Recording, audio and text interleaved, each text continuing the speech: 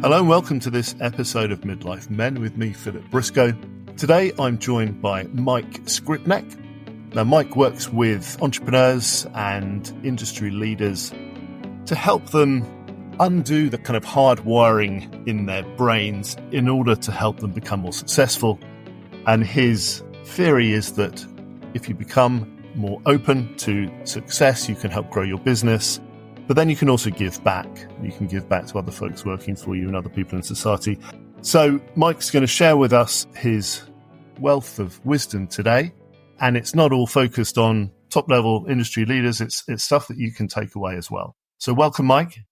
Thank you very much, Philip. Thanks for having me. I'm glad to be here. So, Mike, I'm assuming, well, I know you haven't always been a leader and trainer of business people. I wonder if you could tell us where it all started for you. Yeah, sometimes I would consider myself a bit of a reformed. I got out of the investment management profession. I was in the investment industry for just over 20 years, based out of Calgary, Alberta, Canada, which is my hometown. And about midway through that career, it was during the financial crisis. I was not happy. I was, heading towards my brand new home with my lovely family, which is currently my lovely family, in a new vehicle.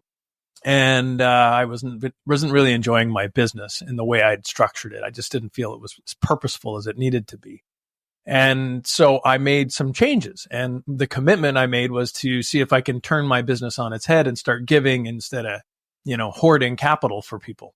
And that monumentally and profoundly changed the way I approached the work I do and repositioned my entire interest in altruism and trying to give back. And at the time, my skills were helping high net worth families plan to give their wealth back.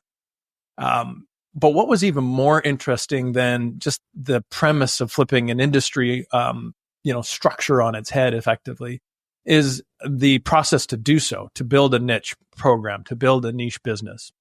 And in doing that, I hired coaches and went to workshops and joined masterminds and really had some amazing people influence me along the way. And so while I was building this unique business, I got this flavor and taste for what really, was part of the, what made me tick every day. And that was the coaching part. So, and leading others and showing people a new way of looking at something that maybe they didn't think of. And so for me, I got the bug and I really wanted to move into coaching.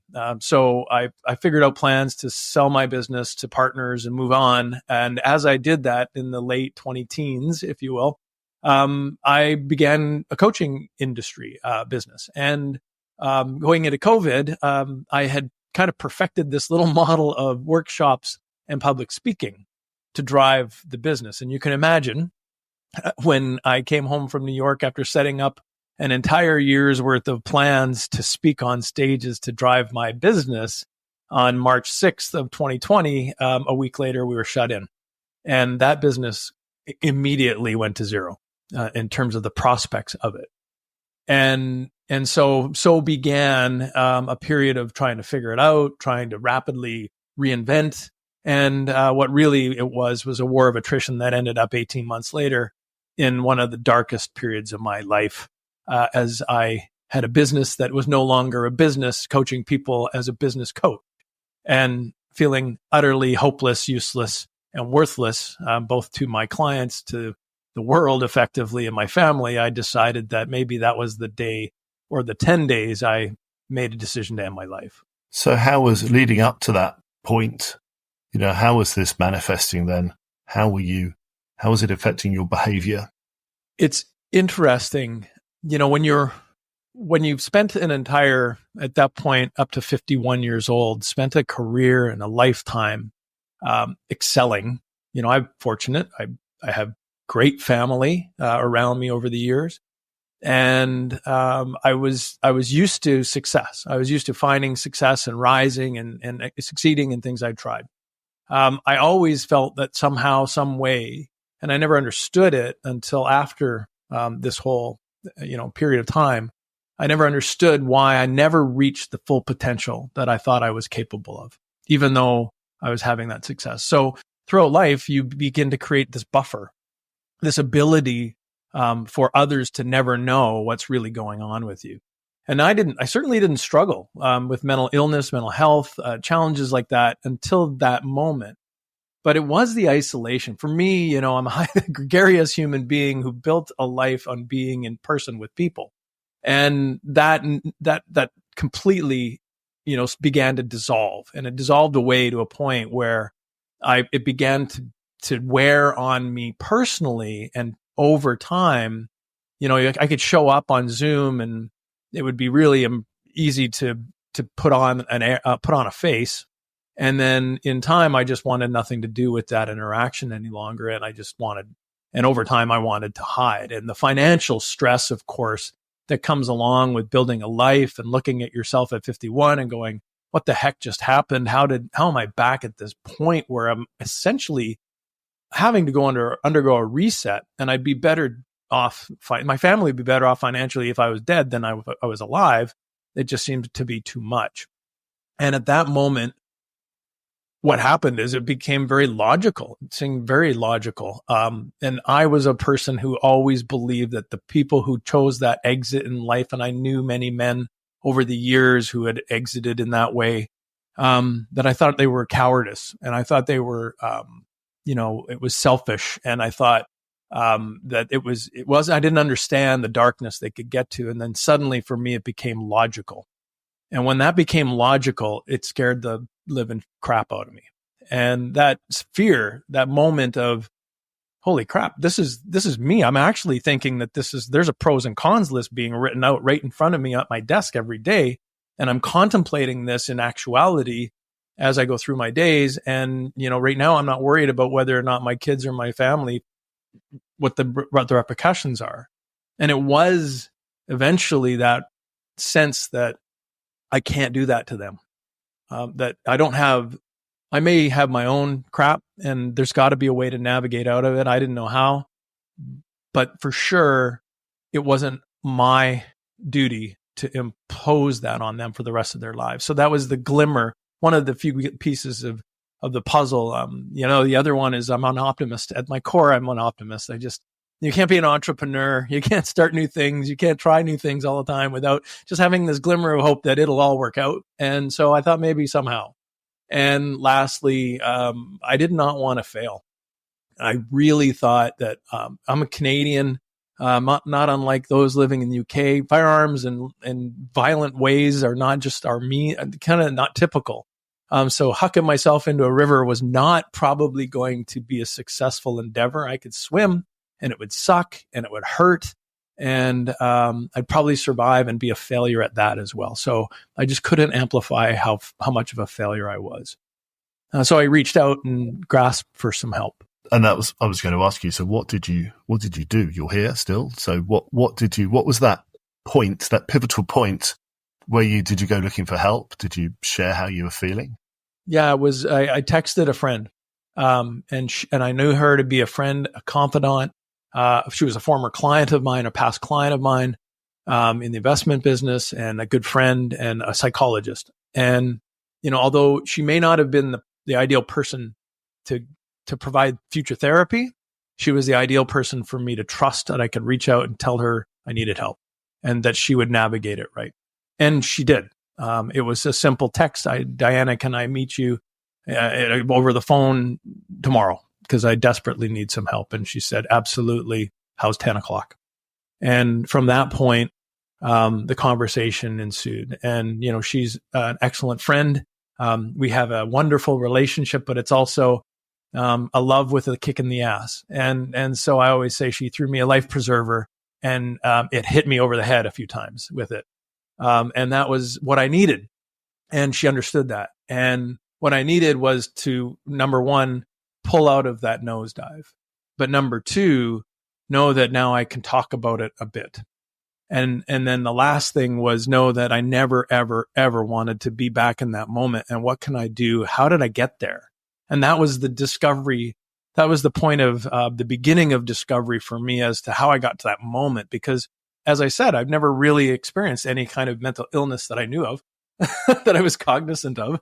I don't know, maybe other people have opinions, but at the same time, I never really had experienced that. So where did it come from? It had to originate from somewhere. It just couldn't have been a random occurrence. And I didn't buy the fact that I was going into this kind of spiral as the reason. There had to have been more. And sure enough, there was more. And that was uncovered in time. And I kind of had an inclination as to what that might be. And can you share any of that? I don't want you to tell us anything. Yeah, no, Saying. this is the point where, it gets pretty raw. But I've written a book. I did podcasts. I talk about this openly on stage. So and now I'm 3.5 years past it. I looked at a point in my life and I said that's the only thing I really haven't dealt with in my life. And that was a point and I had kept a secret of abuse. I had been abused at 11 years old. And as a young boy being abused by the pillar of the community, in a way that was, sexual in nature and not, and was highly invasive, was that moment. And of course I wrapped that up and I never talked about it. I'm a guy, it's like the guy thing is that stuff never goes to the surface. And so buried, it seemed to stay buried quite well. I shared it with one person really only. That was my wife. And yet she looked at me like anyone else would look at me and go, that guy's doing okay.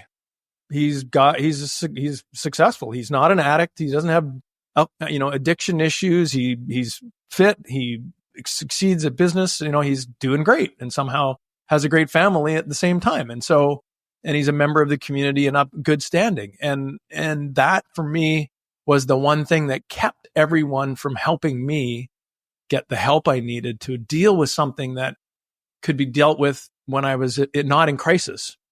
And this is one of the most important learnings of all that. Not only there's so many little tidbits I'll share, but that's one of the biggest things is that there was a lack of understanding around what the impact of trauma in one's life has in their future life. And, when you deal with it, it's easy to for anyone to look at you and say, well, maybe you should have spoken up at 12 years old or 15 or 28.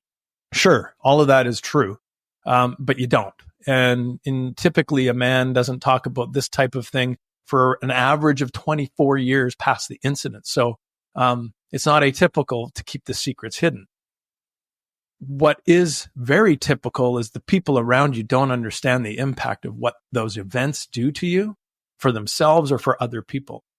And that once you understand that they will live with you as patterns or instincts embedded in your brain, and they keep you going in these routines and these repetitions, that every time an opportunity comes that, kind of sets that moment off, you react. And it's very protective. Like it's a great instinct for us to protect ourselves in the forest or the jungles or the savannah, whatever it is. I'd probably be an incredible survivalist. However, in a modern office environment, sometimes those and a typical modern urban society that we live in are protective primal instincts that are embedded in us at our subconscious level. They are not congruent with just good behavior. So those series of patterns that were, I didn't really understand. They felt innocuous, but they started to add up over time. Every few years, it just seemed to be a repeat, a level up and then a repeat and then step back. Is this like, a ticking time bomb? Is it just however deep it's buried, it's going to go off? Or is it more just a kind of subtle reprogramming of just the way you develop over time and the way you think? Maybe it's a combination of the two. There's a lot to be said about the factors, what happens to you when you experience negative and positive events, right? And as you go through a developmental period up till age 25, those things are what form our basic instincts, both our conscious and subconscious behaviors.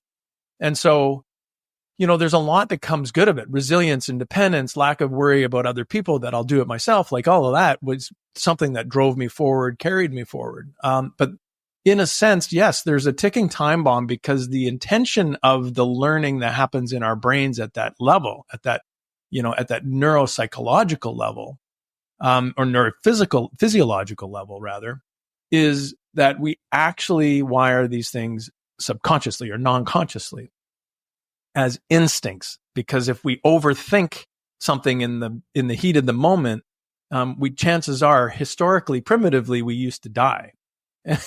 and so by overthinking now our brains are saying, well, you can't overthink this. This is going to be a subconscious behavior. So now it's a subconscious behavior. So I'm not aware that when this happens. There's an algorithm to how we now embed that trauma.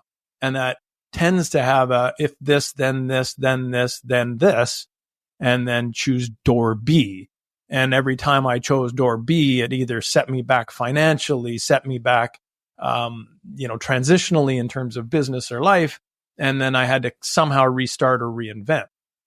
Some people think that's an attribute because you're reinventing and constantly growing and improving. And I think there's a value to that. But the challenge is sometimes it's at the cost. And for me, it was at a cost of tremendous financial cost and some reputational cost, and a lot of transitional cost. Restarting is not a healthy thing. And, when I was restarting just before the pandemic, I had to restart and double down on that. I had no idea what to do. So the isolation, the financial burdens, all those pressures, really did set off what was this hidden time bomb. And I always say that, one of the big reasons I never spoke about it, and, there's a lot of reasons men don't speak about these things, is the risk that I would be defined by it forever. You hear of those guys and you go, well, that guy is now the poster child for abuse. And you're like, I don't want to be the poster. I just want to do these other things in my life. That is not my calling. And so the resistance to being defined by what had happened to me, because I didn't understand how I could get beyond it, it would define me anyways. And so it's kind of that what happened to you will deal with you. And so you're right. It is a ticking time bomb. And how it manifests may or may not completely contribute to mental health challenges, mental illness, or harm of yourself or others. But I have a feeling, just like cancer, you live long enough, you're going to get it. You live in environments long enough that put the pressure on you, the right combination of pressure. And I think that's just what happened to humanity through COVID. The right combination of pressure triggered this incredible growth of mental health challenges with people. And it was because the pressure finally hit them and their instincts kicked in. And they were incongruent with their natural surroundings or their modern surroundings. I guess part of then the road to recovery then is this willing to show vulnerability then is to say, right, okay, I've hit the bottom. I can't get any lower. I'm gonna admit vulnerability. And then I guess you have to start the job of building yourself back up, or with help, rewiring and building people back up. Yeah, I strongly believe that we don't need to be forced into weakness and vulnerability to reveal it. That's one of the strongest messages I have, because about the fact that it's all connected. And I often use an analogy that when you go to, okay, well, I want to get fit. I want to be fit and healthy. I want to get stronger, and I'm going to go to the gym. I'm going to work out in the gym. The chances are that the day that you feel completely like dog's breakfast and you're sitting on the couch and you're feeling really poor, that's not the day you're going to end up going to the gym. You're actually people end up training before they go to the gym. It's like, I'm going to hire a personal trainer next month because I want to get trained so I can work with my trainer. Right? I really think that we should be seeing our therapists, our mental trainers in life, when we feel good. When we are also, though, aware that there's something that may be limiting us, and it can be evidenced by the repetition, the behavior, these patterns.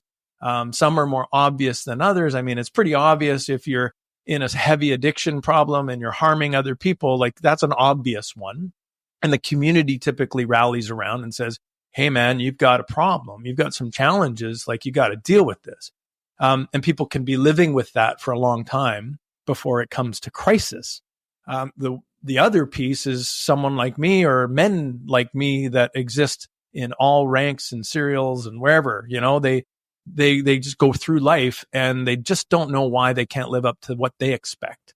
And they feel limited, and somehow they're repeating some behavior that they can't put their finger on it, but they're back at the same place, or restarting, or this is happening again. Why does this keep happening?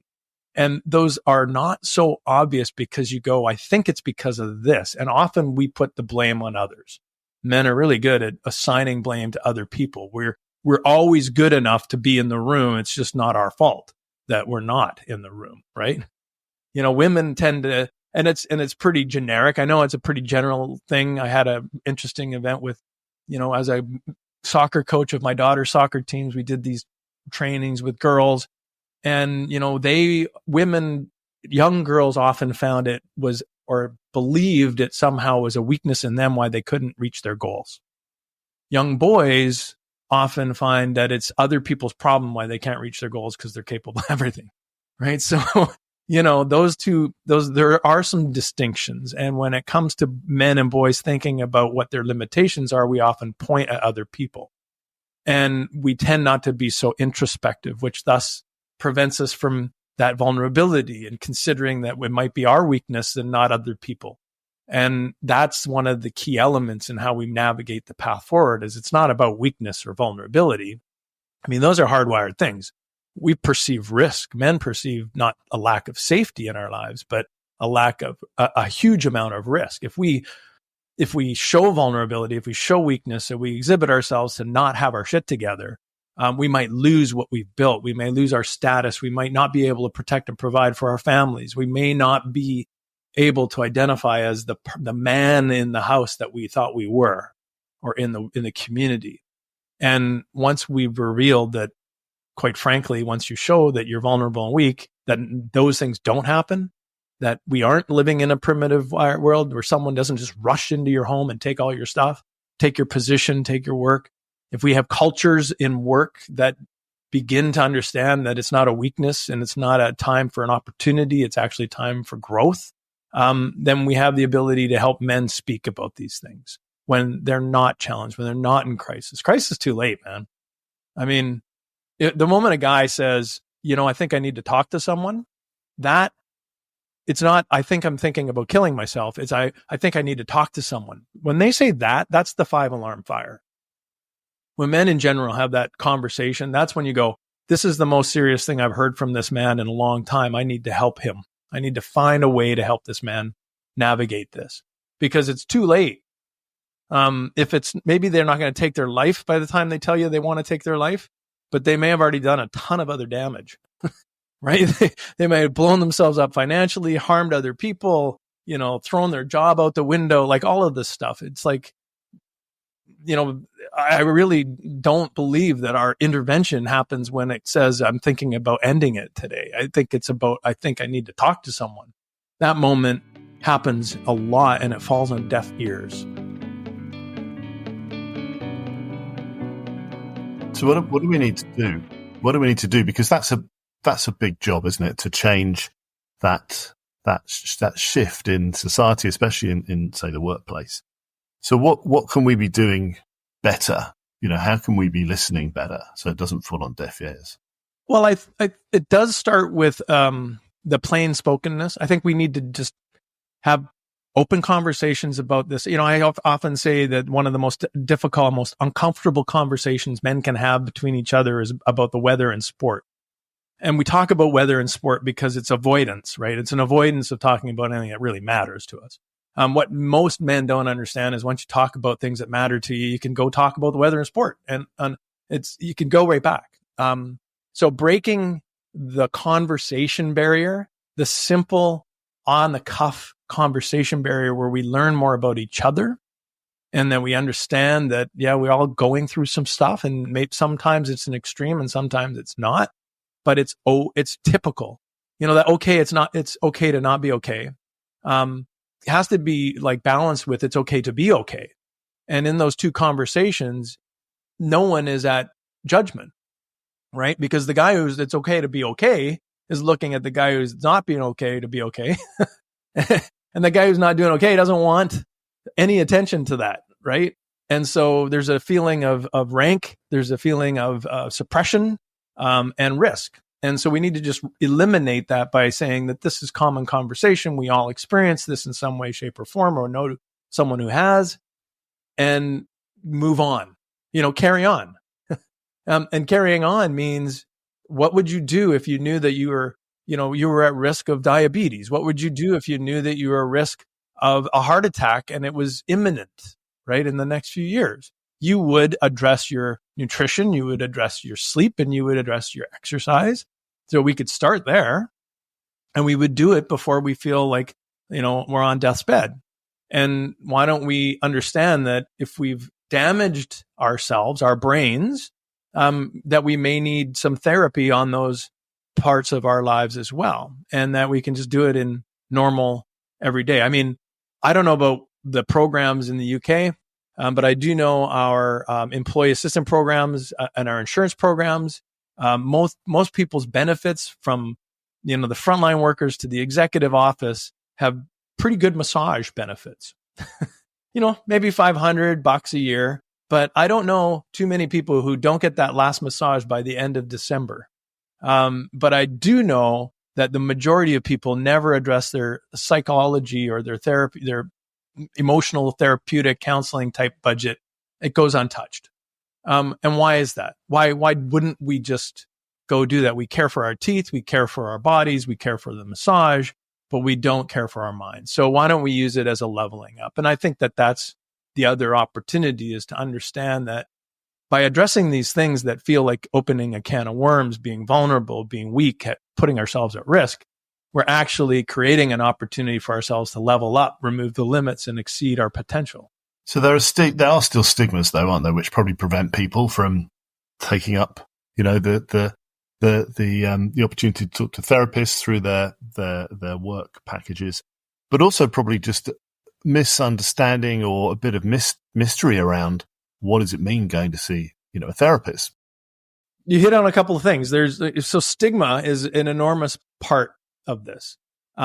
What is wonderful right now, and an upcoming generation of young men, young women in our world today have grown up with it's okay to not be okay. And that message came out over COVID, and we're living it and we're hearing it regularly. This conversation you and I are having wouldn't have happened a decade ago. And so we're having a conversation in, the public purview. The challenge is it's not addressing the things that keep people from seeking help. And that's a self-stigma. That's the burden that we feel to, we don't want to be a burden on other people. If you only understood my thing, you wouldn't want to know me. Like, these are self-afflicted wounds that we have that are part of our internal stigmatization that we have. And it's not really part of the public purview. In fact, quite frankly, people will be lifted up these days if they tend to have, I have a challenge. Well, it's the fashion of the day to have a mental challenge. And let me tell you right now that mental illness itself is a statistically incredibly low percentage event. True mental illness. Our mental health is something we live with positively and negatively every day. And so if we think about illness and we consider a physical versus a mental illness, and a mental illness, not versus, we also think, well, so is blowing out my ACL. That's a very low probability knee injury thing for the general population, but it happens, right? And so what do? We go to see a specialist when we have that happen. So the same would be for people experiencing mental illness. But challenge to our mental health are being misconstrued as mental illness today. And that's this kind of like a backlash stigma that's happening, is that, anyone who's feeling a little depressed or anxious about anything has now got a mental illness, and they've got a stamp of I'm not mentally well. And some people are actually wearing it with pride. I tend to say, well, that's maybe, performative. You're depressed today. Okay, well, people get depressed and anxious and feel bad and feel stress and anxiety. That's a normal occurrence of our lives and our brains preparing for something that we're unsure of. But it doesn't necessarily mean it's a precursor to fall into illness. So one of the biggest things that we're losing, that we've lost, that we can regain, is the connection of peers. Through COVID, through the last decade of using a social media platforms in our lives, through burying ourselves in our smartphones and doom scrolling, and the isolationism that came out of COVID, where people moved and started doing remote work, we've lost human contact. Even Zoom or podcasts are a great way to get to know people in some way, but they're not a way to get connected. And when we're not connected, we begin to sense that we're in it alone. And we exacerbate that, we amplify, that sense of self-stigmatization. No one wants to feel my pain. And so this challenge of connection is that bridge between going for clinical help. If I tweaked my knee at boxing last night, I'm just in my class and I'm moving around and my knee's a little sore, I don't go to the emergency, right? I didn't tear my ligament. I didn't. So if I feel depressed one day or I don't feel like really up to it, I could probably muddle through. I just have to reassess. Did I sleep right? Did I eat right? Am I getting the exercise I need? Am I socializing with people? So our peer groups, our community, our connectedness create the acceptance we need to know that we're not in it alone, to understand that there's other people keeping checks and balances on us and just seeing that we're okay and seeing the things that we may not see. And what's more important, I think, than anything else is understanding that someone else has got your back. And for me, that was if I were to think of the one absolute that gave me the courage to step out of the darkness that I was in, to move forward, to dig into the most, scary part of my own existence, that abuse piece. It was my family saying, whatever it takes, we've got your back. Don't worry about the financials. We'll figure it out. Don't worry about your obligations. We'll figure it out. You just get well. We've got you. And in this stage, you probably should see somebody who is a professional. Other times, maybe it's, we've got you, and we've got you when you were back in the gym. We'll keep you accountable as a friend, as a peer, as part of our community. We'll help you stay on your diet. All of these things matter, and we've lost them because no app is going to be reliable when you decide to turn it off. It's not your accountability. It's nothing you feel obligated to.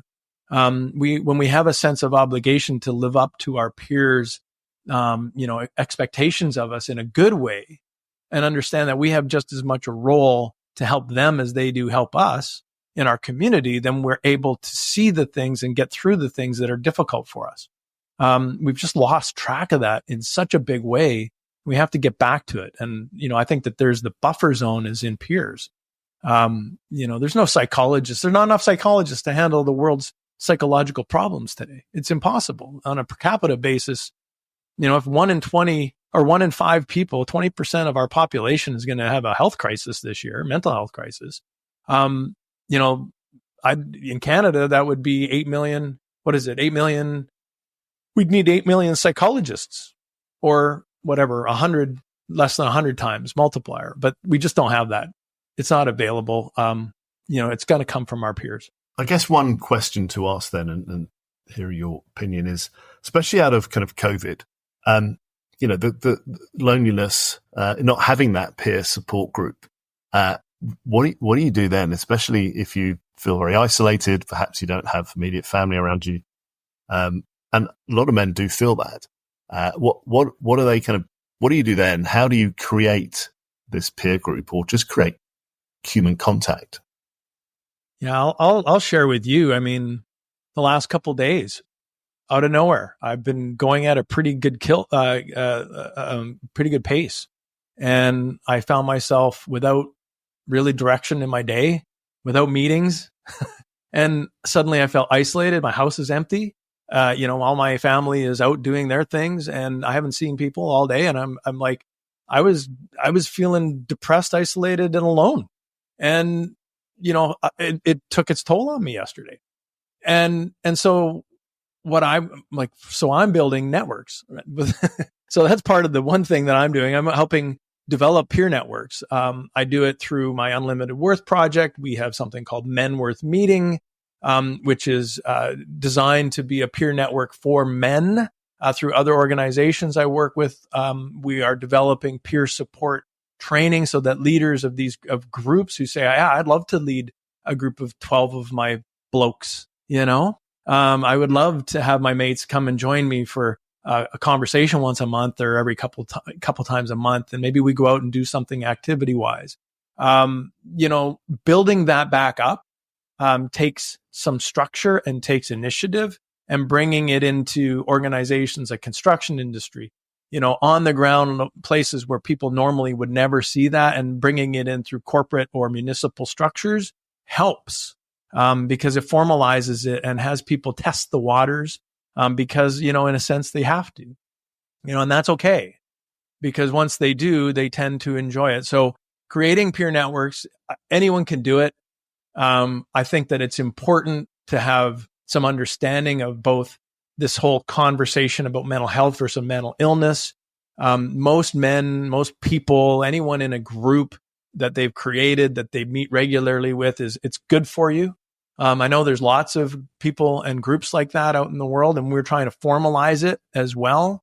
And that is provide some leadership training. So it's not just, so we understand what happens mental health wise, but happens navigating other people's emotions and feelings. And, what does it mean to lead? When we take on that and provide that information, training, and structure for a leader, we're giving him something. And what we're giving is the ability to have others learn that behavior so they can then pass that on in their communities to the next generation. Because I have a sense that we have a big obligation to make that pass down through generations. I mean, one of the big pieces of work I do today, Philip, is work with male leaders. And, I choose male leaders, not because they need more help than anybody else, because everybody's, mental health challenges are unilateral, universal problem. No one anywhere else, anywhere is less or more exempt from that situation. We all know somebody who's challenged. The key is, though, people in leadership positions, and right now, overwhelmingly still 2/3 or more of CEOs are men, and they set the tone and the culture for their organizations. And sometimes they have hundreds or thousands or tens of thousands of people who work with them. And in those situations, if those cultures at the very top have men who do not understand, do not care, or the suck it up mentality, or carry on and don't talk about it. And, why are you crying in the hallway? If that's the attitude, then the young men of today will never have an opportunity to break a cycle. And that cycle is that socialization of suck it up. And when we can break that at the top, we set a tone in the culture of the company that then this young generation who are open and ready to embrace, a more enlightened feeling about mental health and wellness. When they get in there, they'll be in a comfortable place, not in a place that is resistant to it. And it won't force another generation to have to go through the same experience. So there's a lot to that. Peer groups, establishing good leaders within those peer groups so that they can feel armed and ready to handle anything and be a good, strong leader in the community that's revered and helpful and purposeful. And then teaching leaders how to lead better and getting right to the core. Because, yeah, I guess that's also something we've kind of lost over time is the elders, and maybe, two guys in our 50s, Mike, maybe, the elders actually sharing their advice and wisdom with the younger generations. And it's something which was a core part of societies and communities. And, from what you're saying, we need to bring that back then. That's maybe the key or part of the key to changing, the mindset and changing the problems around men and addressing their mental health on a daily basis. Then also more deeply looking at recognizing mental illness when it's there. Well, and it's a shift, right? The shift that happened is men of a certain age became the men of power that dictated culture. And today, even still, 55 to 65-year-old men are in the positions of power that dictate culture across all industries. And while women are taking their place where they always, deserve to be, there's still this overriding sense that men are at those positions. And what should change is those positions of power shouldn't be revered as power positions and holding on to power, but obligatory positions to share wisdom and pass it on and share generosity and pass it on. And that's, a lot of what I do as well is help people consider connecting their legacy and their philanthropy with their intentions, right?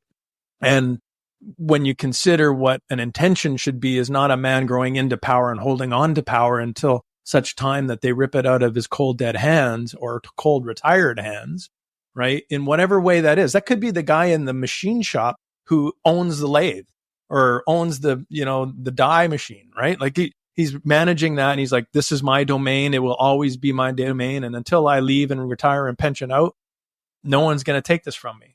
And instead, what they should be saying is how do I teach you, young man or young woman, to learn what I know? And how do I get to share the wisdom I've gained? Because inevitably, even though some of our youth know way more about some things than us, experience comes in time. And until you've seen everything, which you haven't really, if we live long enough, you know nothing. But until you've seen more, you don't know how to behave when more happens. And that's something we can share. We have the wisdom. I always say I can see the future. When I talk to my kids, when I talk to younger men or younger women about their futures, I say, I can see your future. I'm not a fortune teller, but I've lived it. And if I haven't lived it, there's been people in my life who have. And what I can see is this coming down the road. And you may not want to hear it. You may embrace it, but whatever. I have the chance to be a bit of a fortune teller.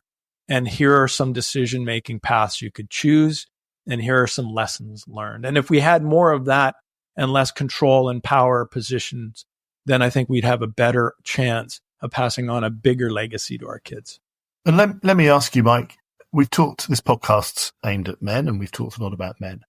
But as more and more women, come into leadership roles in business, for example, in industry, do you think that's going to create a big shift as well? Because, we've talked a bit generically that women traditionally are better at communicating, with each other. They're better about talking about their challenges.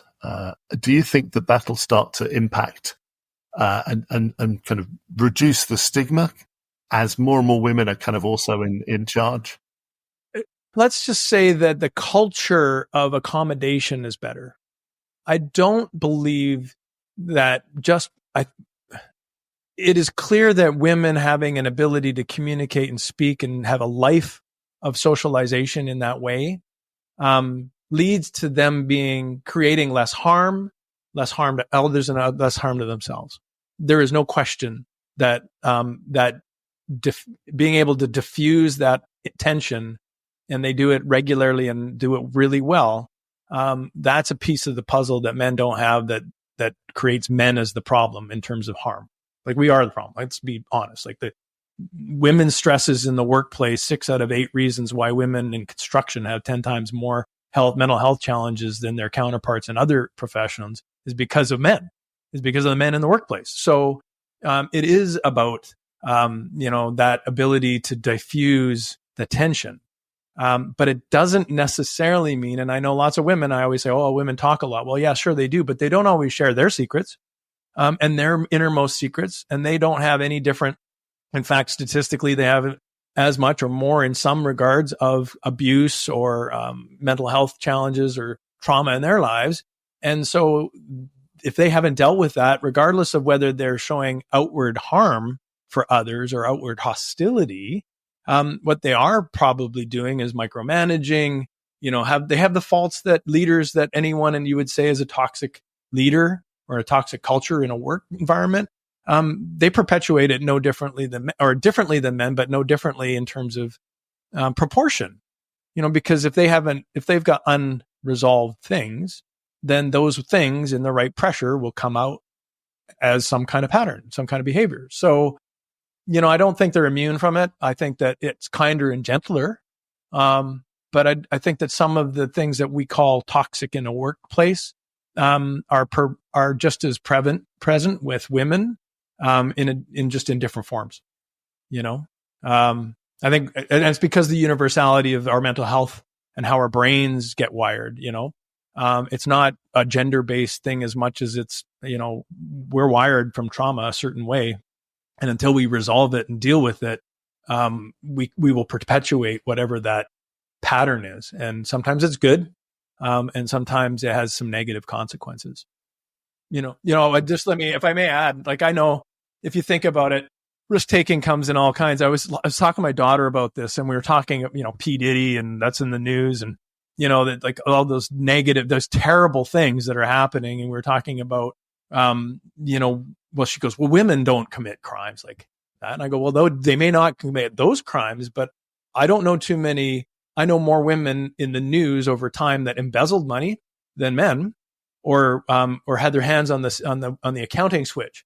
And, that's just by anecdote. It's not statistical. But if I were to use the anecdote, what I was trying to imply is our mental health, our wiring of our mental health and our patterns lead us down a road that will reveal itself in certain ways. And men just happen to do it in incredibly more harmful ways. But we don't necessarily have less consequence. It's just a different type. So anyways, everyone needs some support. And if we want to reduce the tension and the stress and the harm in the world, we need to start with men.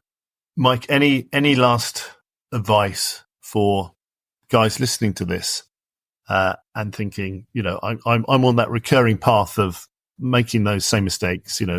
I think I know deep down there's something that needs to change. You said one of it, which is identify that if there's some patterns that keep happening, or you're using other substances to numb those patterns, then there's probably something. Understand that until you have investigated and looked into that something, that it will remain something until such time the pressure will bring it out, and you may or may not do harm to yourself or others. That is evidenced. Understand that taking those first steps mean talking to two people only, not the whole world. There is no need to share your problems with everybody else, not even your employer.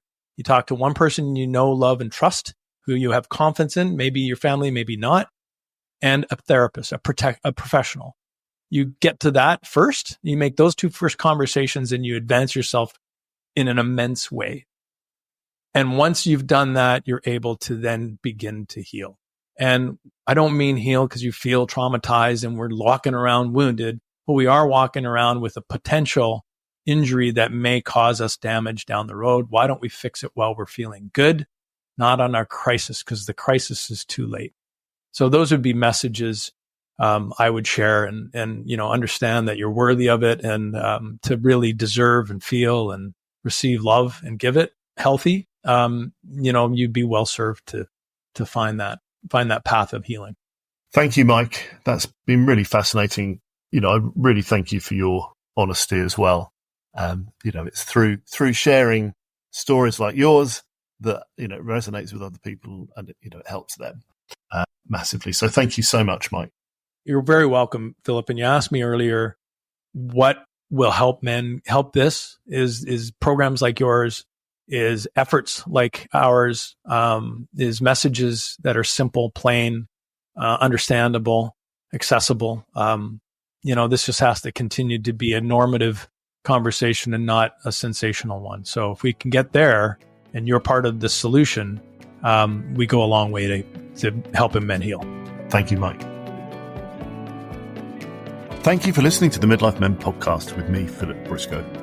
If you or someone you know is struggling with depression or thoughts of suicide, there are organisations you can call now.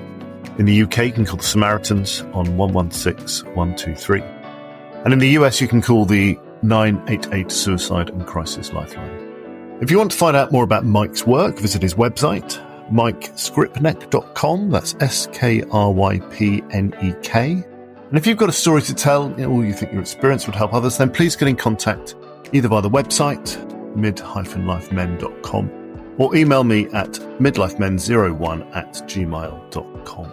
If you enjoyed listening, then please do rate and review the podcast. It really helps raise its profile and can reach more people who might benefit from the stories shared by my guests. Finally, there is now a book called Men Speak Up, Journeys Through Mental Health, which is based on the podcast and available to buy on Amazon and other online retailers.